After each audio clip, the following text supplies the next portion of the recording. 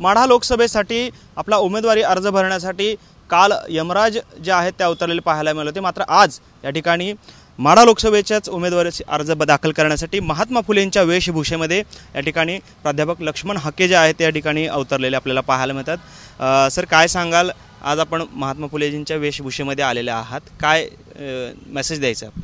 मी आज महात्मा ज्योतिराव फुले यांच्या प्रतिकात्मक वेशामध्ये मी इथं आज अर्ज दाखल करतोय।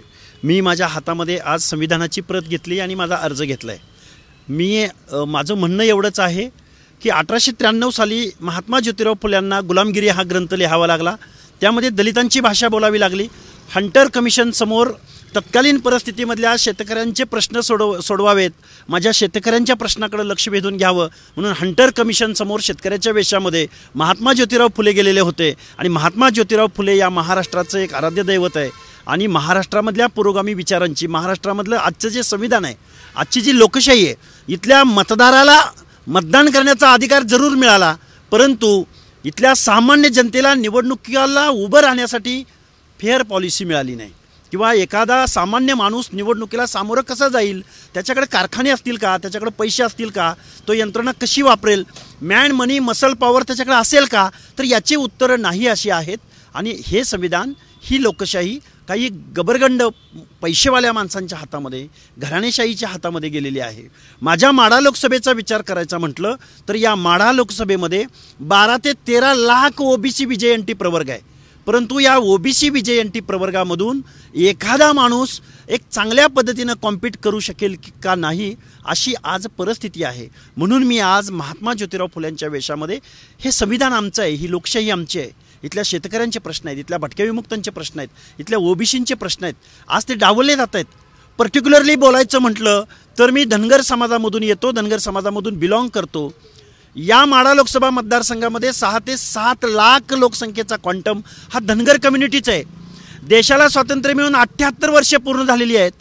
2 नंबरची लोकसंख्या धनगर समाजाची आहे, पण आजपर्यंत एकही लोकनियुक्त धनगर समाजाचा प्रतिनिधी जाऊ शकत नाही। आणि मग धनगराचा प्रतिनिधी जाऊ शकत नसेल तर गावगाड्यामधल्या 18 पगड जातीचा, म्हणजे माळी, साळी, कोळी, तेली, हटकर, धनगर, सनगर, वंजारी, लोणारी, गावगाड्यामधला परीट, गुरव, गडशी, नाभिक, सुतार, लोहार, कुंभार, गावगाड्यामधल्या मुस्लिम समाजामधल्या ह्या अल्पसंख्याक जाती, यांचं प्रतिनिधित्व या लोकशाहीमध्ये कसं होणार आहे? आणि मग आरक्षणाची पॉलिसी असेल, सामाजिक न्याय असेल, निर्णय प्रक्रियेमध्ये हा घटक जाणं असेल, या सगळ्या गोष्टींकडं आजही महात्मा ज्योतिराव फुल्यांच्या विचारांची, म्हणजे महात्मा फुले काय म्हणायचे आपल्या अखंडामध्ये, सत्ते वाचूनच सकळ कळा झाल्या अवकळा, म्हणजे सत्ता नाही आहे या लोकांकडं, निर्णय प्रक्रियेमध्ये, शिक्षण प्रक्रियेमध्ये प्रतिनिधित्व नाही आहे या लोकांचं। आणि मग माझ्या माढा लोकसभेमध्ये कोणतरी मोहिते येतो, कोणतरी निंबाळकर येतो, त्यांना काय इथले प्रश्न माहिती आहेत, या 18 पगड जातींचे प्रश्न काय माहिती आहेत, त्यांना इम्पेरिकल डाटा या शब्दाचा अर्थ माहिती आहे का, ओबीसी याचा लॉंग फॉर्म माहिती आहे का?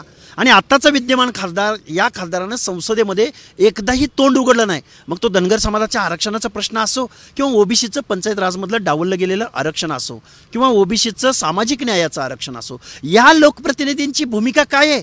कारण 13 लाख लोक आहेत या माढा लोकसभेमध्ये। आणि आज आपण अर्ज दाखल करता आहात, प्रमुख मुद्दे काय असणार आहेत जे लोकांचे निगडीत असणार? हे बघा, ओबीसी प्रवर्गाचे, कारण मी ज्या प्रश्नावरती काम करतोय गेले अनेक वर्ष, ते ओबीसींचे सगळे प्रश्न असतील, इम्पेरिकल डाटा असेल, जातनिहाय जनगणना असेल, त्यांना बजेटरी तरतूद होणं असेल, पण याच्याही पलीकडे जाऊन माझ्या या माढा लोकसभा मतदारसंघामध्ये एकही हॉस्पिटल नाही सरकारी मालकीचं, माझ्या माढा लोकसभेमध्ये एकही MIDC नाही, माझ्या माढा लोकसभेमधल्या जे जिरायती भागातली लोक आहेत त्यांच्या पाण्याचा प्रश्न बिकट आहे। आज इथली लोक स्थलांतरित होतात, मेंढपाळ स्थलांतरित होतात, गलाई कामगारांचे प्रश्न आहेत, विद्यार्थ्यांचे शिक्षणाचे प्रश्न आहेत, प्रश्न अनेक आहेत, प्रश्न जंत्री बनेल प्रश्नांची। पण या माझ्या माढा लोकसभेमधल्या 12-13 लाख लोकांचं प्रतिनिधित्व करण्यासाठी मी या लोकांना अपील करतोय आणि लोक मला प्रतिसाद देत आहेत। माझ्याकडे जरूर कारखाने नाहीत, पैसे नाहीत, पण जरूर माझ्या मागं मतपेटी आहे, मतपेटी। आणि याच जोरावरती राज्य मागासवर्ग आयोगाचा एक जबाबदार सदस्य म्हणून काम केलेलं आहे आणि त्या कामाची पावती, त्या कामाचं एक मतदान रूपी या सगळ्या लोकांना मी अपील करण्यासाठी मी आज निवडणुकीला उभं राहतोय, लढतोय आणि जिंकून येतोय। खरं तर आपल्यासमोर ओबीसीमधलेच जे घटक आहेत, म्हणजे उत्तम जानकर असतील किंवा अनिकेत देशमुख हे देखील अर्ज भरणार आहेत, किंवा उत्तम जानकर जे आहेत ते पाठिंबा देत आहेत मोहिते पाटलांना, यांच्याकडे कसं पाहता, यांचं आव्हान आपल्याला कसं असणार आहे? आपल्या मतांमध्ये विभाजन होणार नाही का? हे बघा, लोकसभेच्या निवडणुकीचे विषय वेगळे असतात, विधानसभेचे विषय वेगळे असतात, पंचायत राजचे विषय वेगळे असतात. लोकसभेमध्ये आम्ही प्रतिनिधित्व करणार असू तर लोकलचे जे नेते असतील, उत्तमराव जानकर असतील किंवा देशमुख आमचे कुटुंबीय असतील किंवा नारायणबा पाटील असतील, या लोकांचा मला अजिबात अडसर नाही आहे. विधानसभेला त्यांचा विचार निश्चित जरूर होईल, कारण ते लोकलला काम करतात. परंतु राज्य लेवलला आणि सामाजिक स्तरावरती काम करणारा हा लक्ष्मण हाके आहे. त्याला संविधान माहिती आहे, त्याला सामाजिक न्याय माहिती आहे, त्याला इथला क्वांटम माहिती आहे, इथली लोकसंख्या माहिती आहे आणि इथं बजेटरी काय तरतुदी होतात याच्यावरती काम करणारा हा एक जागृत लक्ष्मण हाके आहे. आणि निश्चित मला ओबीसी विजयंती प्रवर्गामधली माणसं निश्चित मला समर्थन करतायत. या लोकलच्या विधानसभा लढणाऱ्या लोकांचा मला तसूवर सुद्धा कुठलाही डिस्टर्बन्स असणार नाही, कारण या माढा लोकसभेमधल्या 13 लाख लोकांच्या भावनांना मी हात घालतोय. पाहतोय की खरं तर ओबीसी समाजाचं नेतृत्व जे आहे ते लक्ष्मण हाके करतायत आणि त्याच बळावरती या ठिकाणी माढा लोकसभेची उमेदवारी जी आहे ती त्यांनी आता अर्ज दाखल करायला जात आहेत आणि आपला उमेदवारी अर्ज दाखल करून ते प्रचार देखील करणार आहेत. कॅमेरामन विनोद हुमनाबादकरसह सागर सुरवसे, TV9 मराठी, सोलापूर.